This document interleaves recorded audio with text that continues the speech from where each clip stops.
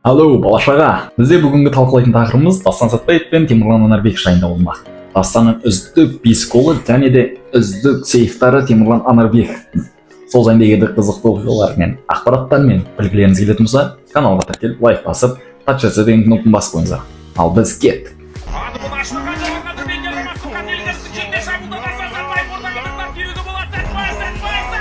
Бізде қазіргі таңдағы ең бірінші орында тұрған Дастан Сатпаевтың голы дәл осы голы болып есептеледі. Себебі қазіргі таңда Қазақстан мен Бельгияның соңғы ойынында 1-1 есебімен болды. Және де ол бір голдың авторы Дастан Сатпаев керекті момент кезде алғашқы минуттарда атака жасап, қорықпай, былайша айтқан кезде тәуекел етіп, теуіп гол салып көрді. Салды да даже.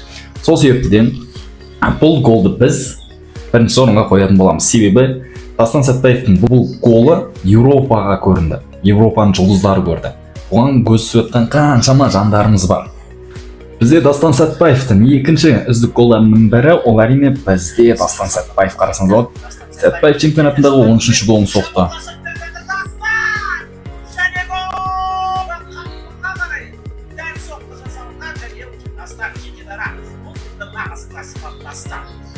Дастан жаңа алғашқы голын қарайтын болсақ, бізде екі адамнан сатылып өтіп, бір адаммен бірге қалғандай почти гол салған болатын. Бұл голы да дұрыс салды. Екі адамнан сатылып өтіп, былайша айтқан кезде өзіне сенімді теуіп гол салды. Ол екінші голға саналады. Бізде Дастан Сатпаевтың үшінші голы үздік голдардың қатарына кіретін. Ол әрине Купспен ойнаған ойындағы 16-лықтың сыртына тепкен гол дәл осы гол.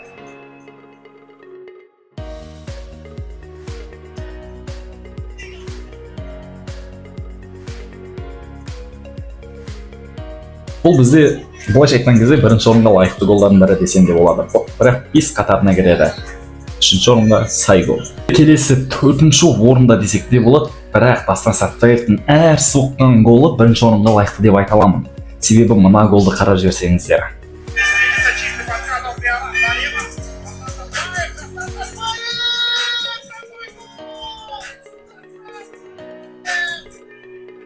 Көрдіңіздер ме? Сізден ойынша қай гол қай орында тұру керек өздеріңіз айтасыздар, ал менің ойымша бұл 4-ші орында гол деп айта аламын. Қанша жерден 16-ның сыртынан тепсе де, бірақ Бельгияға салған голы ол бізде өте маңызды гол болды, және де алғашқы минуттарда салынған себепті мен оны бірінші орынға қойдым. Бізде келесі матч 5-ші орындағы Дастан Сатпаевтың голы, ол әрине қарап жүріңіздер. Айта алмаймын мен мына голды.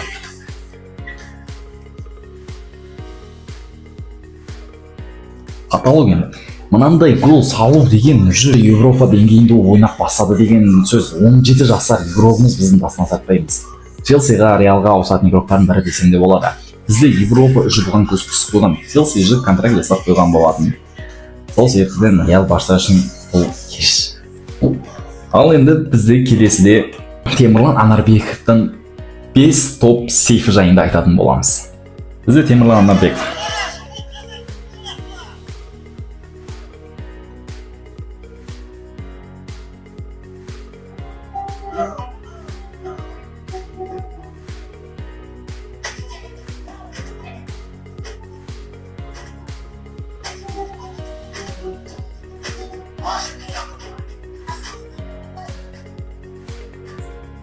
Сөз жоқ. Айта алмаймын ештеңе. Интер мен Қайраттың ойыны болған кезде Қайратты Еуропа лигасына шығарған осы Анарбековтың арқасы еді. Себебі Анарбеков Интердің пенальтini қайтармағанда біз Еуропаны көрмеуші едік. Қайрат көрмеуші еді былайша айтқан кезде. Сол себептен бұны мен пенальти, именно 3 пенальти қайтарғанына мен бірінші орын деген орынға лайықты деп ойлаймын. Бұл сейфтар. Қанша жерден пенальти қайтарса да, ол керек кезде пенальти қайтарды. Ол бірінші орынға жайғасады. Келесі кезек екінші орында. Екінші орын видеосын көрейік. Ол бізде екінші орында Қайрат пен Павловтың ойыны. Енді видеосын көріп жіберейік. Енді Марғұлан айта кетті.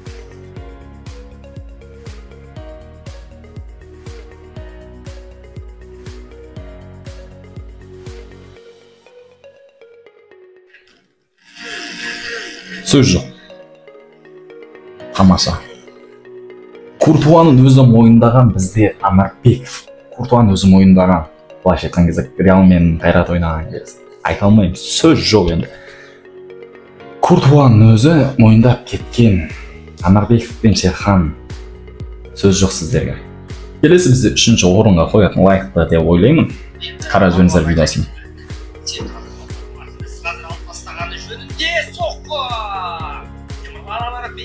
Супер.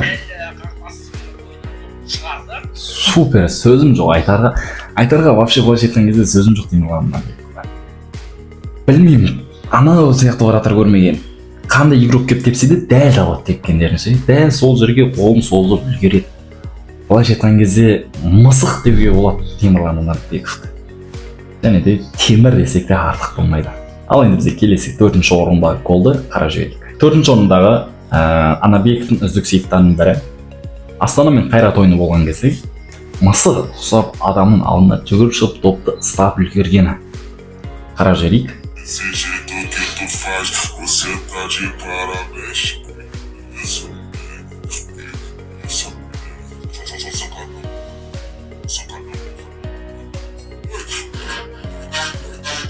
Сөз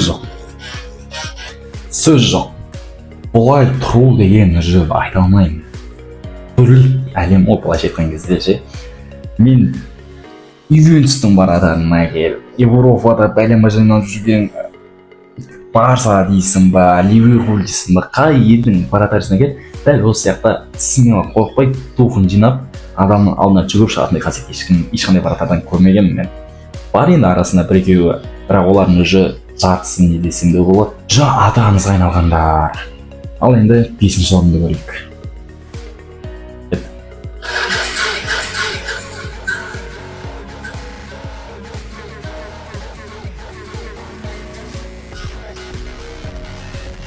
Сөз жоқ. Алдыға шығып та, артқа қайтып та үлгерді. Наместі. Сол себептіден сөзім жоқ. Бағалаймын оған. Болашақ біздің жұлдыздар, болашақ бізде әлі қайда осы жылы Европаға шықты ма, келесі жылда Европаға шығаратын осы жұлдыздар деп ойлаймын. Егер Қайраттан келетін болса, орнын басатын Шерхан бар. Қайрат Европаға шығып жатыр жаңадан. Сол себептіден қолдау көрсетейік қазақ футболына. Қазақ футболының соңғы жаңалықтар және де ойындар жайлы толық ақпарат білгілеріңіз келіп, алдын ала көргілеріңіз келіп отыратын болса, дәл осы каналға Жанкүйер KZ арнасына жазылып, подписаться деген қызыл кнопканы басып, лайктарыңызды басып, көбірек комментарий жазуларыңызды сұраймын. Себебі алда бізде мен енді бастап жатқандықтан сіздердің маған көмектеріңіз керек.